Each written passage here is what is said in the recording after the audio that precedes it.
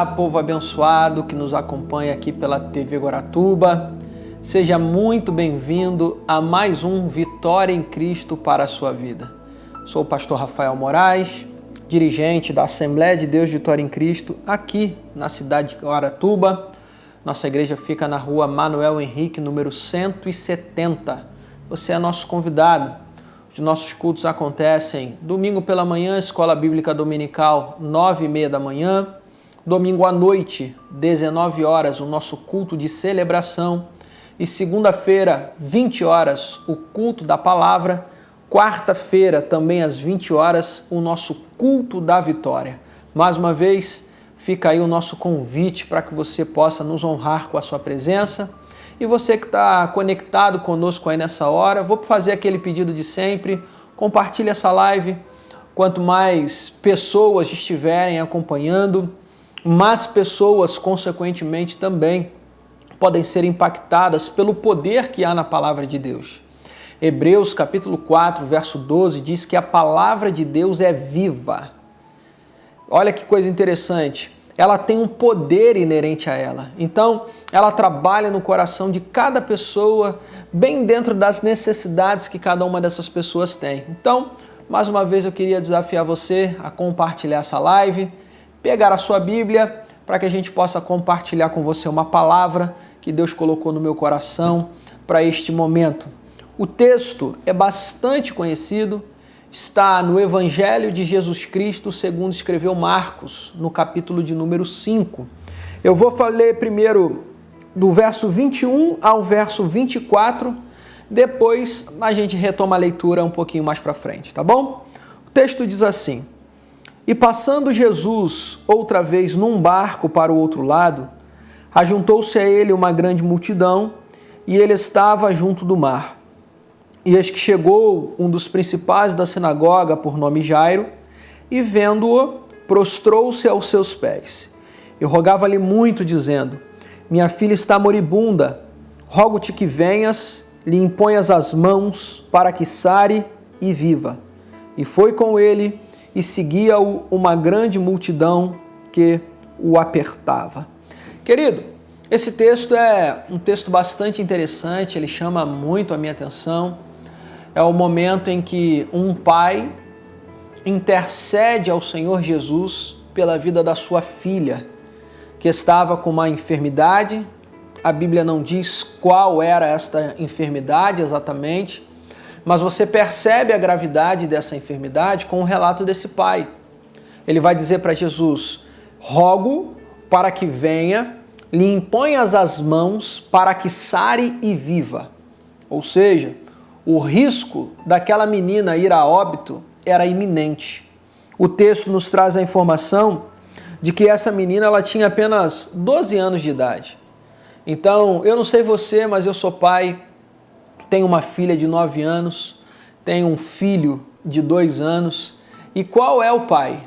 Qual é o pai que nunca fez aquela oração quando o filho está doentinho, dizendo: Senhor, se for possível, passe essa dor para mim, Senhor, passe essa febre para mim. Então você tente ter aí uma ideia de como se sentia esse pai naquele momento. Então, o que ele faz? Ele vai até Jesus. Só que o texto vai trazer uma outra informação bastante importante sobre esse pai. O texto diz que ele era um dos principais da sinagoga, ou seja, ele era alguém que tinha uma certa influência na sociedade. Ele era alguém que tinha um certo prestígio. Ele era alguém renomado, considerado, conhecido, popular. Então, quando Jairo passava pela cidade, as pessoas apontavam para ele e diziam: olha, que ele é o principal da sinagoga. Lembra daquela reunião que tivemos lá e ele ministrou a determinada palavra? Lembra na outra oportunidade que ele foi até a casa do fulano e fez uma oração? Então, ele tinha uma reputação e precisava, obviamente, zelar por esta reputação. Só que ao bater na sua porta um problema com a sua filha, a Bíblia diz que ele vai até Jesus e se prostra aos seus pés. Uma primeira grande lição que eu gostaria de trazer para nós neste momento é que quando você precisa, e nós precisamos entender isso, até olhando muito para o exemplo de Jairo, que quando você precisa, você abre mão da vaidade. Irmão, não houve reputação que fosse mais importante para ele naquele momento do que a enfermidade da sua filha. Ele não se importou com o que as pessoas estavam pensando a seu respeito. Ele pura e simplesmente, ao se encontrar com Jesus, ele se lança aos seus pés. Sabe, querido, às vezes nós nos preocupamos demais com aquilo que as pessoas vão pensar ao nosso respeito, quando na verdade a nossa principal preocupação sempre deve ser o que Jesus vai pensar ao meu respeito.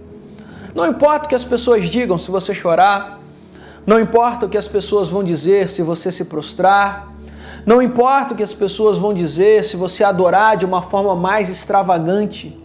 A única coisa que importa, eu repito, é a maneira como o Senhor Jesus vai olhar para nós quando estivermos manifestando aquilo que há em nossos corações a Ele.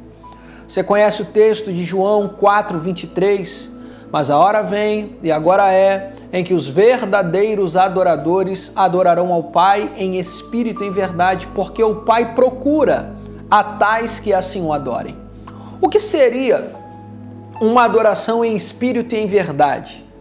Na minha opinião, é uma adoração que está alinhada com aquilo que há nos nossos corações. Aquilo que você sente, você transparece. Aquilo que você sente, você demonstra. Aquilo que você sente, você manifesta. E foi exatamente isso que Jairo fez. Ele não se preocupou com a opinião pública. Ele não se preocupou com a sua reputação. Ele não se preocupou com aquilo que as pessoas pensariam ao seu respeito. Ele, estando diante de Jesus, ele se prostra e adora. Uma segunda lição que eu acho muito interessante, que está no mesmo verso de número 22, quando diz que ele se prostra e adora, é que ele tinha uma necessidade urgente. A gravidade do estado de saúde da sua filha deveria ser levada em consideração por ele. Ela pode vir a óbito. Assim como a gente que conhece um pouco da palavra e lê, ele vai receber a informação mais na frente que ela literalmente foi a óbito. Então a situação era realmente grave. Mas quando ele está diante de Jesus, a primeira coisa que ele faz não é pedir. A primeira coisa que ele faz é adorar.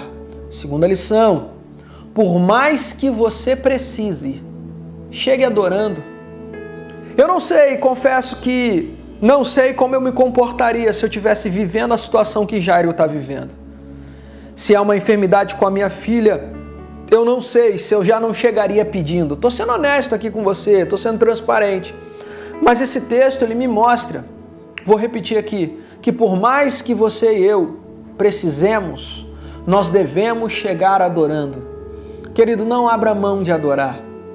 Não abra mão de engrandecer o seu Deus.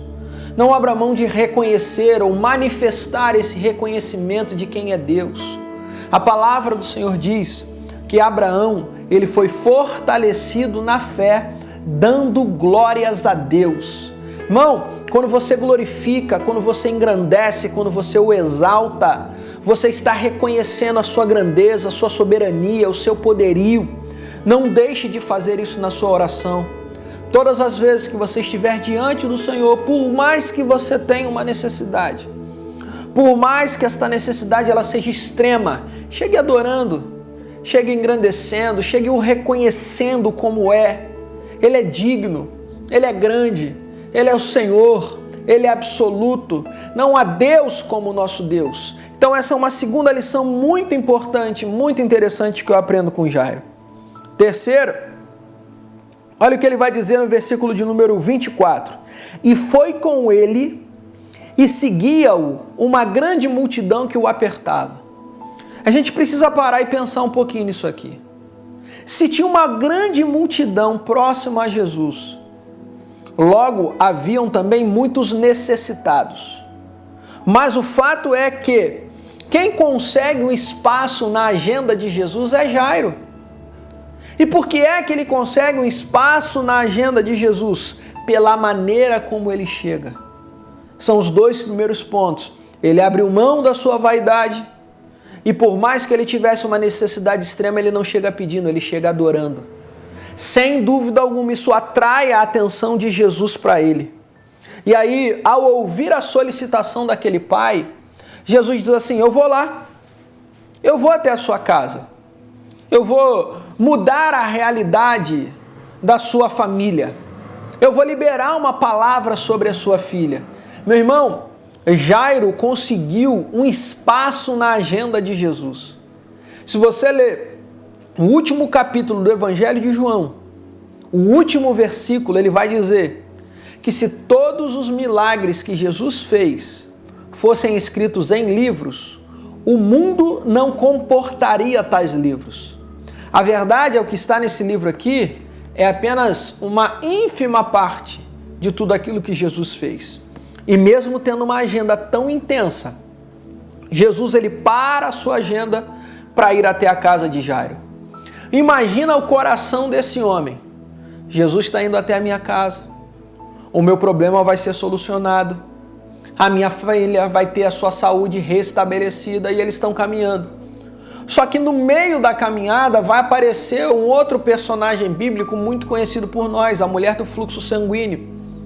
Essa mulher, ela toca na orla das vestes de Jesus, e Jesus, que então caminhava em direção à solução do problema de Jairo, ele para. Ele diz: quem me tocou? Eu senti alguém me tocar. Alguém me tocou diferente, e o tempo está passando. Só que eu queria que você continuasse pensando em Jairo. Jairo, eu imagino, é uma conjectura minha, ele tá, vamos embora, Jesus, o que importa agora quem te tocou? Tá todo mundo te apertando, vamos lá, minha filha. Ele tá apreensivo, ele tá aflito, ele tá ansioso, ele tá angustiado. E Jesus está lá. Até que essa mulher, vendo que não podia mais se esconder, ela diz: olha, fui eu. E o tempo tá passando para Jairo.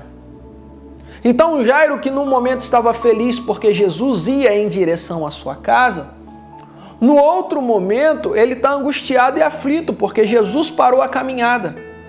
Então ele está numa verdadeira montanha-russa emocional. Ele está muito aflito porque a sua filha está doente. Ele está muito feliz porque Jesus vai até a sua casa. Agora ele está muito preocupado e apreensivo novamente porque Jesus parou a caminhada. Ele está numa gangorra emocional. E aí, como se não bastasse, depois que aquela mulher se identifica, depois que Jesus ele vai retomar a sua caminhada em direção à casa de Jairo, vem uma informação. Olha, Jairo, não incomode mais o mestre. A tua filha não está... A tua filha morreu. Acabou. Não incomode mais ele. Terminou, não tem mais jeito. Aí Jesus ele vai virar para Jairo e vai dizer assim, olha o versículo de número 36. Não temas, crê somente. Sabe o que eu aprendo com isso? Uma terceira lição aqui muito interessante. Irmão, ou você teme ou você crê. As duas coisas não cabem simultaneamente, não cabem paralelamente. A palavra de Deus diz que o verdadeiro amor, ele lança fora todo medo. Se você tem fé, imagine que você está assistindo esse programa e está com uma determinada enfermidade. Se você tem fé, se você crê de todo o seu coração que Deus vai te livrar desse problema, você não vai temer o problema. Hebreus 11:1 diz, ora, a fé é o firme fundamento das coisas que se esperam e a prova daquilo que não se vê. Então, fé é convicção, fé é certeza. Eu quando falo de fé, eu gosto de traçar um paralelo com torcida. Vamos imaginar, você gosta de futebol? Independente de gostar ou não, um tempo numa partida de futebol é de 45 minutos. Imagine que aos 45 do segundo tempo, aos 47, teu time tomou um gol, 1-0. Sabe o que a torcida faz? Eu já frequentei muitos estádios de futebol, eles começam a ir embora. Porque eles dizem, agora não vai mais se alterar esse cenário, esse placar é irreversível. O jogo acaba aos 48, são 47, o meu time tomou o gol, eu vou embora. Só que fé não é torcida, irmão. Fé não é algo que, enquanto há uma possibilidade, você crê, e depois que um especialista diz que não tem mais possibilidade humanamente falando, você deixa de crer. Não. A fé me faz acreditar no impossível. A fé me faz para olhar para um Deus que é grande, e a sua palavra diz em Lucas 1,37 que para ele nada é impossível. Então, querido, você está aqui diante de mim nessa hora e não é por acaso. Quem sabe você está debaixo de uma sentença da medicina. Eu quero que você saiba que Deus pode todas as coisas. Não são poucas as histórias que nós já ouvimos e que você já ouviu também, que quando os exames vão ser refeitos, o médico diz assim: olha, não entendi nada, tinha um problema aqui e agora esse problema desapareceu. Meu irmão, Deus continua trabalhando por todo aquele que nele espera. A palavra do Senhor diz que Jesus Cristo é o mesmo ontem, hoje e será eternamente. Eu não creio num Deus que abriu uma vermelha e parou de fazer hoje. Eu não creio num Deus que derrubou as muralhas de Jericó e não para e não derruba mais muralhas hoje. Eu não creio num Deus que curou a mulher do fluxo de sangue e que não cura mais hoje. Não. Eu creio num Deus que continua agindo hoje. E eu quero declarar sobre a sua vida que Deus está estendendo a sua boa mão em sua direção. Se você recebeu uma sentença, se você está debaixo de um diagnóstico, debaixo de um parecer, de uma autoridade nesse assunto, eu quero que você saiba, meu irmão, que a última palavra vem de Deus. O que Deus manda eu falar ao seu coração nessa hora é: não temas, creia somente. Vamos lá? Vamos continuar olhando para o texto? A quarta lição, e a gente já vai encerrar no quinto ponto. Jesus vai dizer assim: e não permitiu que ninguém o seguisse a não ser Pedro, Tiago e João, irmão de Tiago. Lembra que tinha uma multidão que seguia Jesus? A Jesus ele diz: olha, ninguém mais vai comigo. Só quem vai comigo é Pedro, Tiago e João. Sabe o que eu aprendo aqui, meu irmão? Que quando a situação se agrava para nós precisamos ter próximos de nós apenas aqueles que acreditam nos milagres que nós também acreditamos. Só aqueles que vão somar fé com você, não aqueles que vão te desencorajar. Jesus ele diz: ninguém mais vai comigo, eu só quero comigo agora quem acredita que o milagre vai acontecer. Sabe um outro erro que a gente acaba cometendo? A gente compartilha tudo com todo mundo. Até mesmo as nossas maiores necessidades você conta para todo mundo. Você conta pra gente que não tem a mesma fé que você. E inevitavelmente este alguém vai se virar para você e vai dizer: olha, infelizmente não tem mais jeito. Quando a palavra do Senhor diz que o justo, ele viverá pela fé. É natural que ele ou ela, esse seu amigo que não professa a mesma fé que você, não creia. Porque ele vive pelas circunstâncias, mas nós não. Nós vivemos pela fé. Aí Jesus diz: só quero comigo Pedro, Tiago e João. Aí ele chega naquele ambiente, já está todo mundo chorando, as carpideiras já haviam sido contratadas, o funeral já tinha sido tratado também, estava tudo acontecendo, aquelas questões burocráticas haviam sido resolvidas. Aí Jesus ele chega naquele ambiente e diz: olha, eu não sei por que vocês estão nervosos, porque a menina, ela não está morta, mas está dormindo. E aqui, querido, existem duas palavras, uma do homem, que diz que a menina morreu, e uma do autor da vida, que diz que a menina está dormindo. Com qual palavra você fica? Você fica com a palavra do homem, ou você fica com uma palavra que vem da boca de Deus? E aí no versículo de número 41, Jesus vai tomar essa menina pela mão e vai dizer para ela: Talita cumi, cuja tradução é levanta-te. Eu tenho sentido arder essa palavra no meu coração, tenho reproduzido ela inúmeras vezes. Você está a uma palavra do seu milagre. Não importa o que esteja acontecendo, não importa a gravidade da tua situação, não importa o diagnóstico que você recebeu, não importa quantos exames você fez, não importa tudo aquilo que você ouviu, você está a uma palavra do milagre. Quando ele libera a palavra, o milagre acontece. Aí a menina se levantou e andava, todos ficaram espantados porque ela já tinha 12 anos. E aí então Jesus vai dar uma última instrução e aqui sim eu encerro. Ele vai dizer assim no versículo de número 43. E disse que lhe dessem de comer. Querido, sabe o que eu aprendo com isso? Que quem ressuscita é Ele, mas quem mantém vivo somos nós. Então aquilo que ninguém podia fazer, Ele fez. Agora aquilo que os seus pais podiam fazer, eles precisavam fazer. Eu vou encerrar aqui dizendo algo para você, querido. Você não está diante de mim nessa hora por acaso. O Senhor está falando ao seu coração. O que Deus manda dizer a você é que esse teu sonho, ele não morreu. Ele apenas estava dormindo. E você entrou, se conectou apenas para saber e entender que Ele está no controle e está ressuscitando esse teu sonho. Agora, querido, manter o sonho vivo é com você. Faça a sua parte. Eu declaro no nome santo e poderoso de Jesus que as coisas vão acontecer na sua vida para a glória do nome dEle. A filha de Jairo havia morrido, mas Jesus tem poder para ressuscitar. Esse teu sonho, quem sabe estava enterrado, mas Deus tem poder para ressuscitar.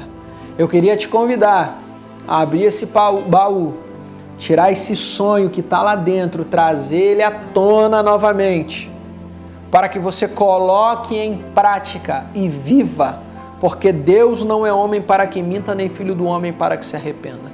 Se um dia Ele te fez a promessa, Ele vai cumprir. Agora faça a sua parte em nome de Jesus. Amém? Vamos orar. Eu quero agora buscar a Deus pela sua vida, pela sua causa. Eu tenho certeza que diante de mim existem pessoas que têm sonhos e nessa oração, inevitavelmente, em função da palavra que Deus colocou no meu coração, eu vou orar para que esses sonhos, eles voltem à vida, para que você não enterre esse projeto e que você, através dessa palavra, coloque esse projeto em prática e viva os resultados dessa palavra que não é minha, essa palavra é de Deus. Amém? Vamos orar, vamos falar com o nosso Deus. Senhor, em nome de Jesus, eu quero colocar nas tuas mãos a vida de cada uma dessas pessoas que estão conosco, cada família aqui representada. Eu oro a Deus e peço a sua bênção sobre os seus lares, sobre cada um dos integrantes da sua família. Peço ao Senhor que conceda a essa gente dia de paz, de saúde, de prosperidade, de portas abertas e também, Senhor, conforme aquilo que o Senhor colocou em meu coração, que eles possam desenterrar esse sonho, que eles voltem a sonhar com aquilo que um dia o Senhor mesmo prometeu. Que quem sabe eles ouviram de alguém que era impossível, que aquele sonho estava morto. Mas o Senhor os colocou, Senhor, diante de mim nesta hora, para que eles ouvissem a tua voz, e a palavra é que não morreu, está dormindo. E se está dormindo, esta palavra está acordando novamente esse sonho, esse projeto, para que ele seja aplicado, para que ele seja vivido e para que os teus filhos vejam o cumprimento da promessa nas suas vidas. Eu declaro em nome de Jesus um tempo de realização de sonhos. Eu declaro em nome de Jesus um tempo de conclusão de projetos para a glória do teu santo nome. Ó Deus, que essa palavra entre como uma flecha no coração dos teus filhos, que esse coração volte a arder, volte a queimar, volte a acreditar, e o Senhor cumpra, porque tu és fiel. A tua palavra diz que mesmo que nós sejamos infiéis, o Senhor permanece fiel porque não pode negar a si mesmo. Abençoa, Senhor, a vida dos teus filhos. Essa é a oração que fazemos a ti, no nome santo e poderoso de Jesus. Amém e amém. Amém, meu irmão?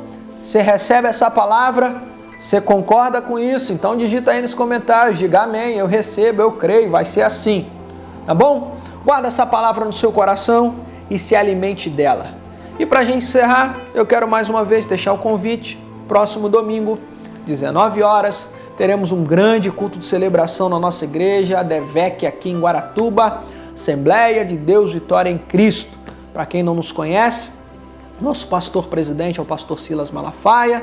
Como eu me apresentei no início, eu sou o pastor Rafael Moraes, dirigente local aqui na cidade de Guaratuba. Você será muito bem-vindo sempre, tá bom? Então fica o convite para você. Mais uma vez eu te peço, compartilhe essa live, porque aí depois alguém vê, depois alguém pode ser abençoado também.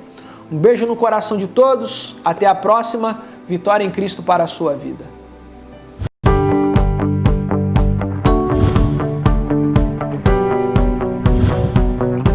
Assistência Técnica Refrigeração Dois Irmãos. Atua na área comercial, industrial e residencial desde 2001. Especializada em consertos de geladeiras, máquinas de lavar roupas, freezers, micro-ondas, câmaras frigoríficas, ar-condicionado residencial e automotivo. Oferecemos pacotes especiais para imobiliárias.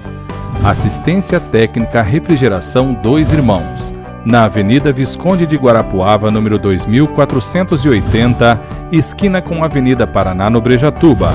Fones 3443-1568, WhatsApp 99753-8985. Solicite já um orçamento sem compromisso.